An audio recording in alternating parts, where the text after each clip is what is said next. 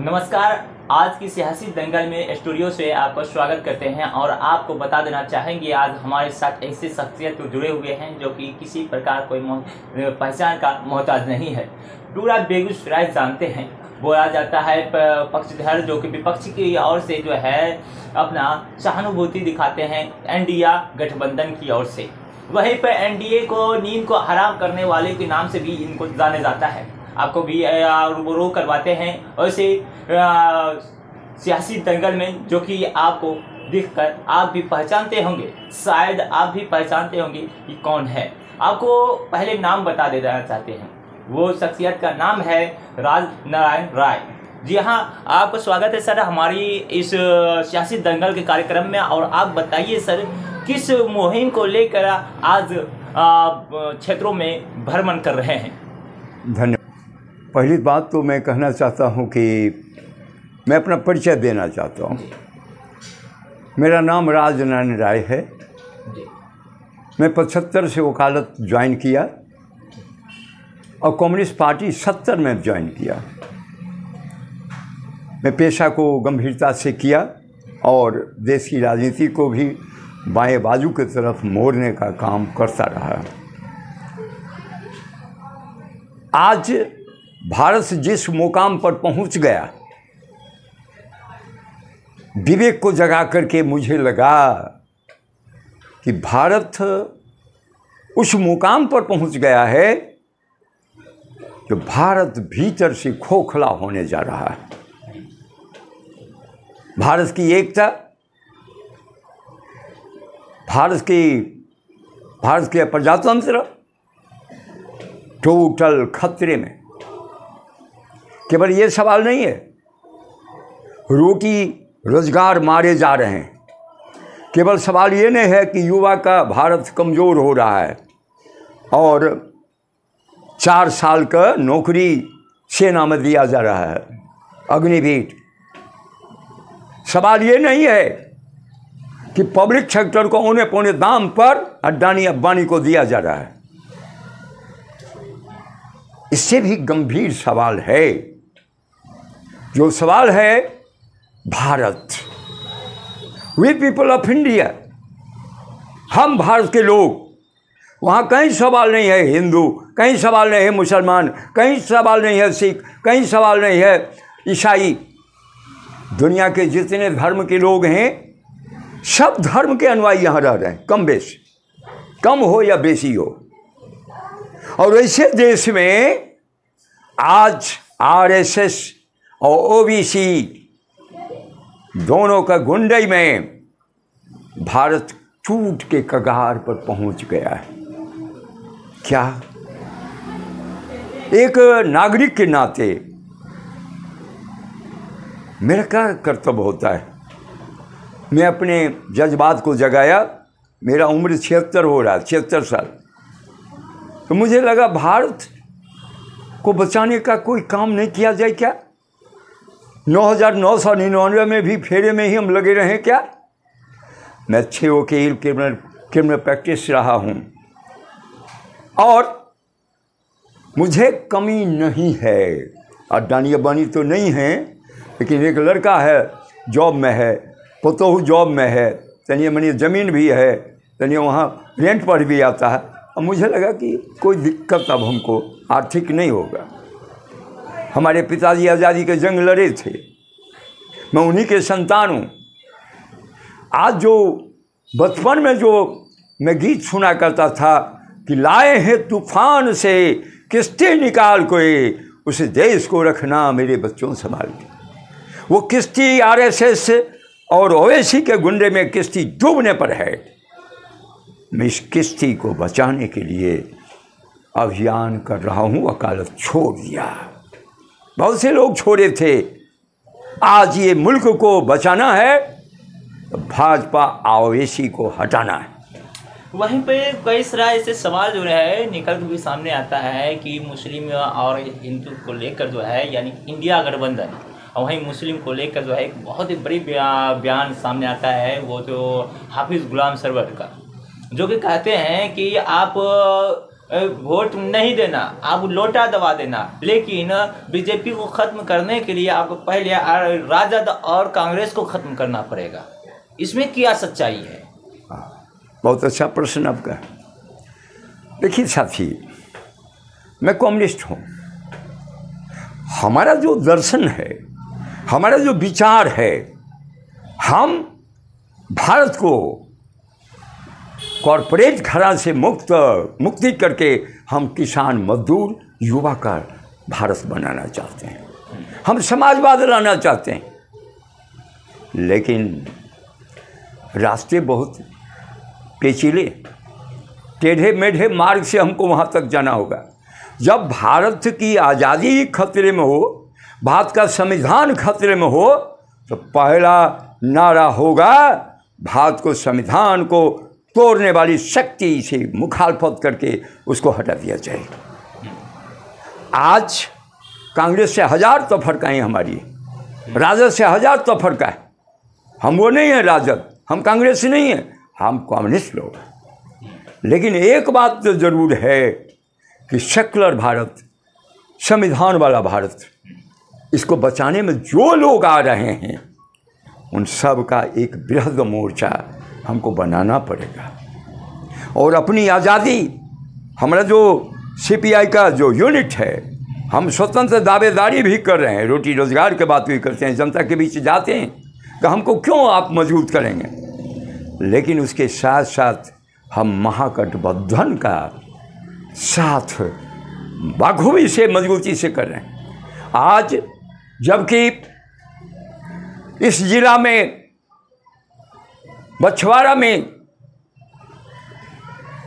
महागठबंधन का उम्मीदवार भारतीय कम्युनिस्ट पार्टी का अवधेश राय जी है, लेकिन उसके खिलाफ कांग्रेस ने गरीबदास को भी बना। तो उनका दोष है, उनका दोष है, मेरा दोष नहीं। क्योंकि कम्युनिस्टों ने जो दावा किया था, उस बार भी 400 वोट, 450 वोट से हारे थे अवधेश राय। और आज जब गरीबदास को टिकट कांग्रेसियों ने दे दिया, तो मुझे कांग्रेसी को कहना भी है ये अच्छी बात आप नहीं कर रहे हैं।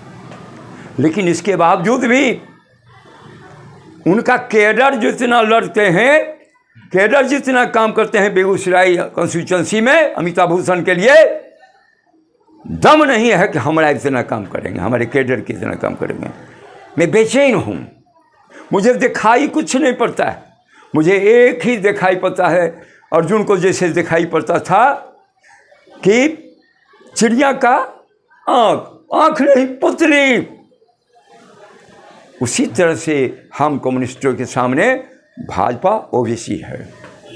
हम इनको हटा करके तो भारत को बचाने के लिए महागठबंधन है। अब महागठबंधन में मैं बछवाड़ा में भी कुछ काम किया। बछवाड़ा के जनता को, भाइयों और बहनों को मैं कहना चाहता हूँ, समय को पहचानो। समय की पहचान में ये महागठबंधन को उम्मीदवार जो हैं, वो उम्मीदवार अवधेश राय जी हैं, भारतीय कम्युनिस्ट पार्टी के हंसुआ गेहूं वाली। तो वहीं पे एक सवाल है सर, कि अवधेश राय जो वहाँ बछवाड़ा से खड़े हुए हैं, वहीं गरीबदास भी खड़े हुए हैं। बेगूसराय विधानसभा से कांग्रेस का टिकट जो अमिताभ भूषण को मिला है, उस जगह से आप अपने भी प्रत्याशी उतार सकते थे। अगर जब वो दिक्कत है तो उतार सकते थे ना। मैं वो नहीं हूँ। मैं तो पहले ही आपको कह दिया, जिस चिड़िया का की आँख नहीं, उसकी पुतली मुझे दिखाई देता है। इसलिए महागठबंधन को कमज़ोर नहीं करना हमको है। हम कम्युनिस्ट लोग को महागठबंधन को मजबूत करना है। इसलिए अमिताभ भूषण को हम तहो दिल से समर्पित होकर के मैं काम कर रहा हूँ। और वहाँ गया, अवधेश राय के पक्ष में मैं काम किया।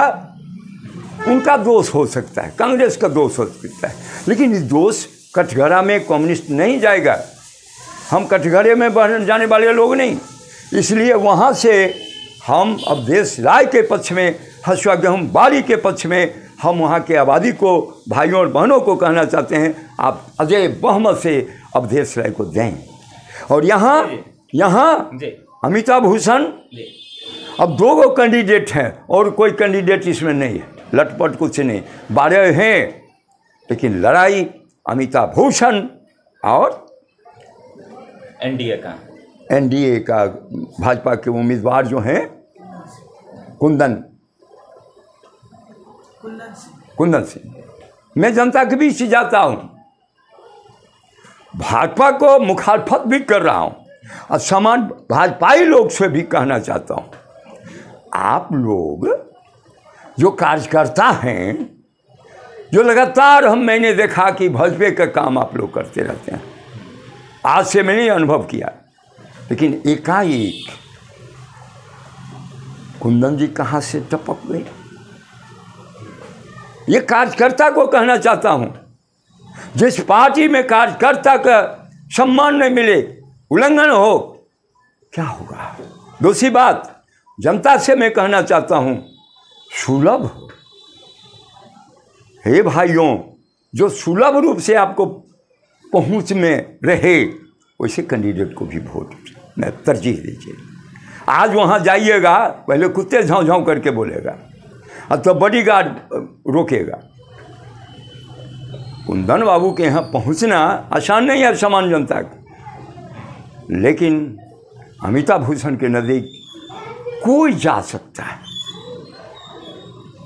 नीतिगत एक विवाद भी सामने हुआ था, फेसबुक पर एक पोस्ट अमिताभ भूषण ने की कि हमारे दरवाज़ा पर आइए, हमेशा खुला हुआ है। इसको लेकर बहुत ही यहाँ बेगूसराय में बहुत ही इसको लेकर हुआ था। कहने का मतलब क्या था? इस तो होगा, जो तिक्रम की राजनीति करते हैं वो तिक्रमे की राजनीति करेंगे, और जो दिल साफ के लोग हैं, दिल साफ की राजनीति करेंगे। कोई दिल की बात करते हैं और कोई मन की बात करते हैं। अच्छा, अमिताभ मन की बात मोदी जी करते हैं, कम्युनिस्ट दिल की बात करता है। एक सवाल है सर, जिस प्रकार से अमिताभ भूषण के ऊपर एक आरोप भी लग रहा है, फिर से तीर यहाँ चलेगी तो अमिताभ भूषण जो है उसी को जीत दे दे, क्या सच्चाई है इसमें? क्या कौन सी नहीं समझे? जब से फिर तीर चलेगी तो अमिताभ भूषण खुद बीजेपी को जीत सुनिश्चित कर देगी, क्या इसमें सच्चाई? एक बात अब जान लीजिए, अफवाही सूचना से सावधान होना चाहिए। अमिताभ भूषण प्रतिबद्ध कार्य करता रहा है और कार्यकर्ता आगे भी रहेगा। उस पर कोई लांछन लगाता है, वो गलत लांछन है और वो अफवाही सूचना है। अमिताभ भूषण को मैं जानता हूँ, अमिताभ भूषण भी हमको जानती है, इसलिए वो सब गलत सूचना को हम लोग को, जनता को पर्दाफाश कर दे के देना चाहिए। वो सब नहीं। मूल सवाल है कि अमिताभ भूषण महागठबंधन के पक्ष के लोग हैं और अमिताभ भूषण सुलभ अप्रोच वाली कैंडिडेट है। 3.5 लाख करीब, वो कमोबेश 3.25 लाख 3.5 लाख के करीब बेगूसराय विधानसभा में वोटर है। इसमें से कितना वोट को आप लोग कवर कर रहे हैं, कितना वोट से और कितना मार्जिन से अमिताभ भूषण जो है इस बार जीत रहे? अगली बार तो वो पीछे रह गए थे ना, इस बार कितना वोट से आ रहे हैं? मुझे लगता है कि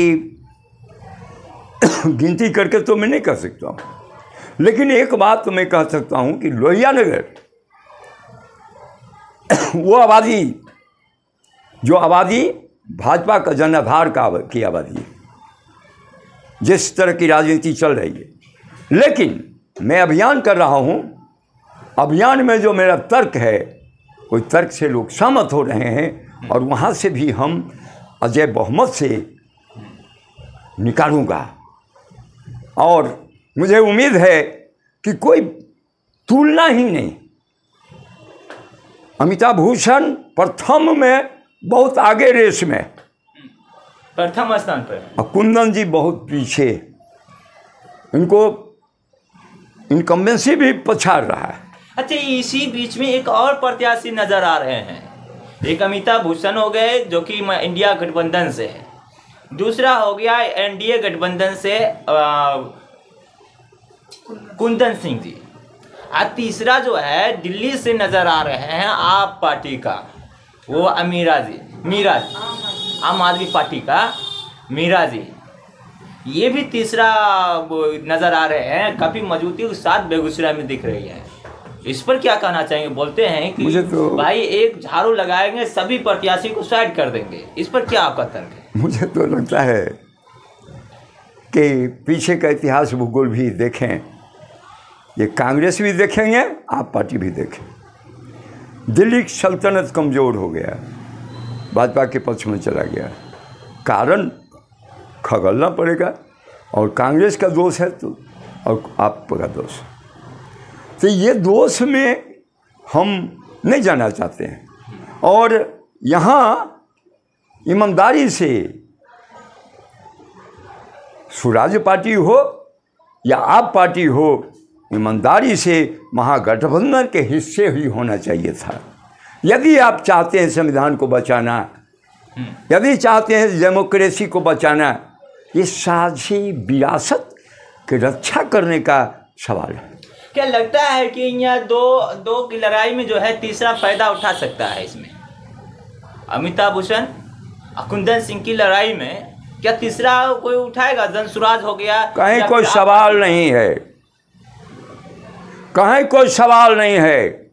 मैं तो आपको कह दिया, रेस में घोड़ा बहुत आगे अमिताभ भूषण का घोड़ा रन कर रहा है, बहुत पीछे लोग हैं। अभी सेकंड में कौन होगा ये लड़ाई चल रही है, सेकंड में ड्रॉ हो गया, लेकिन बहुत अजय बहुमत से अमिताभ भूषण निकलेगी। यानी आपका जी हाँ। आपका साफ तौर पर कहना है कि अमिताभ भूषण काफी आगे निकल चुकी है। हाँ। सेकंड पोजीशन की लड़ाई चल रही है कि हम सेकंड आएंगे तो हम सेकंड आएंगे। हाँ। यही कहना चाह रहे हैं। हाँ। तो सर अगला सवाल रहेगा सर, जिस प्रकार से बेगूसराय एक जातीय को लेकर जो है गहमागहमी मची रहती है, सबसे ज्यादा जातीय को लेकर जो है अपने पक्ष को वोट देते हैं। हम भूमियार हैं तो भूमियार को वोट देंगे, हम अगर शूद्र हैं तो शूद्र को वोट देंगे, अगर हम मुस्लिम हैं तो मुस्लिम को वोट देंगे। इस प्रकार की लड़ाई यहाँ चलती है। बेगूसराय और मटिहानी हो गया, बेगूसराय का 7 विधानसभा पर सबसे अधिक इस बात को लेकर लड़ाई चलती है। अब सबसे ज़्यादा अगर कहा जाए तो मटिहानी क्षेत्र को, मटिहानी विधानसभा को लेकर चलता है। इस पर किस प्रकार की आप पकड़ बना पाएंगे? क्या इस बार के जातीय समीकरण तोड़ पाएंगे सर? मुझे लगता है कि जनता महान है, जनता को हम कमतर नहीं मानते। जब जनता को पहचान में आ जाती है, जब भारत पर खतरे अनुभव हो जाता है, तो जनता उस समय उस मुकाम पर सही निर्णय करती है। उसमें जाति का बैरियर टूट जाता है, धर्म का बैरियर टूट जाता है, और सब बैरियर टूट करके भारत बचाओ, भारत बचाओ, भाजपा भारत बचाओ, भाजपा भगाओ, ये बैरियर ये एक अभियान चल रहा है। जनता से ये अभियान चल रहा है, ये मामूली अभियान नहीं है। इधर रुपये खर्चे किए जाते हैं मोदी जी के सभा में, करोड़ रुपये, अब तो भी कुर्सी खाली हो जाती है, कुर्सी खाली हो जाती है। और उधर महागठबंधन का जब चलता है, रेला निकल जाता है और कोई खर्चे नहीं होते हैं। ये जनता का अभियान। इसलिए भारत को बचाने के लिए मेरा किसी से कोई दुश्मनागत नहीं, सब लोग अपने ही हैं। जैसे कि महाभारत में सज गया था, सेनाएं सज गई थी, वो मोह हुआ कृष्ण अर्जुन को कि मैं किससे लड़ूं, ये भाई हैं, ये गुरुजी हैं, फलना। लेकिन कृष्ण ने कहा मोह त्याग दो। और आज ये लड़ाई में कर्तव्य का निर्वहन करो, वहाँ कुछ नहीं है। तो इसी तरह से आज भारत में इस मुकाम पर पहुँच गया है देश कि आज नहीं तो कब, आज नहीं तो कब। इसलिए ये मुकाम पर एक गीत में हर समय गाता रहता हूँ, वो गाऊँगा भी नहीं। पर्दा है पर्दा, पर्दे के पीछे पर्दा नसीन है, पर्दा नसीन को बेपर्दा न कर दूँ तो कम्युनिस्ट मेरा नाम नहीं। पर्दा है अरे पर्दा के पीछे मोदी छिप गए। यदि इनका चिट्ठा खोल दिया जाए, गोदी मीडिया हट जाए, इनका चेहरा दिखाई पड़ेगा। 16,000 करोड़ रुपए अडानी अंबानी जैसे वो कॉरपोरेट घराना को माफ़ किया, किसान को नहीं। और आज भागलपुर में पीरपैंती में 1050 एकड़ जमीन, 1 रुपया, 1 रुपये में 1 एकड़ जमीन अडानी को दे दिया गया। तो 35 साल के लिए दिया गया है। 33 साल के लिए। 33 साल के क्या होगा? तो क्या होगा? पब्लिक सेक्टर को मजबूत करो, प्राइवेट सेक्टर को मजबूत नहीं करो। जो भी हमारा कल कारखाना, रेल, यातायात, एरोड्रम सबको निजीकरण कर रहा है। कुछ लोग जो हैं अंधभक्त, वो आँख खुल नहीं रही है, इसलिए उनको दिक्कत होता है समझने में। हम कम्युनिस्ट लोग समझ गए हैं, इसलिए पर्दा हम उठा रहे हैं। और दूसरी बात मैं कहना चाहता हूँ, मेरा 7 जगहों पर इस जिला में हर एक जगह एनडीए को पराजित करूंगा। बिल्कुल, इस समय हमारे साथ राजनारायण जी थे, जो कि अपनी बातों को रखे और किस प्रकार से रखे आपने भली बात सुन लिए हैं। अब देखने वाली बात यह है कि 6 तारीख को जो चुनाव होने के पश्चात 14 तारीख को जो परिणाम आएगा वही बताएगा, हकीकत का सामना करवाएगा। कौन जीता कौन हारा इस पर भी उसी वक्त चर्चा चलेगी। लेकिन देखने की बात यह है कि लहर किस ओर जा रही है। जिस प्रकार से राजनारायण राय जी ने बताया अपनी बातों को लेकर, किस प्रकार से अपनी बातों को रखे हैं, हर जगह से इनका साफ तौर पर कहना है 7 सीट इस बार हम बेगूसराय से जीत रहे हैं। अब देखने वाली बात यह है कि किसकी सरकार बनेगी, किसकी सरकार नहीं बनेगी। क्या पुरानी चेहरा दिखेगा या फिर एक नया युवा का चेहरा सामने आएगा, ये देखने वाली बात है। अब आपकी राय क्या है? अपनी राय कमेंट बॉक्स में जरूर दीजिएगा। और इस वीडियो को यहीं समाप्त करते हैं। आपको पूरा वीडियो देखने के लिए आपका बहुत बहुत धन्यवाद।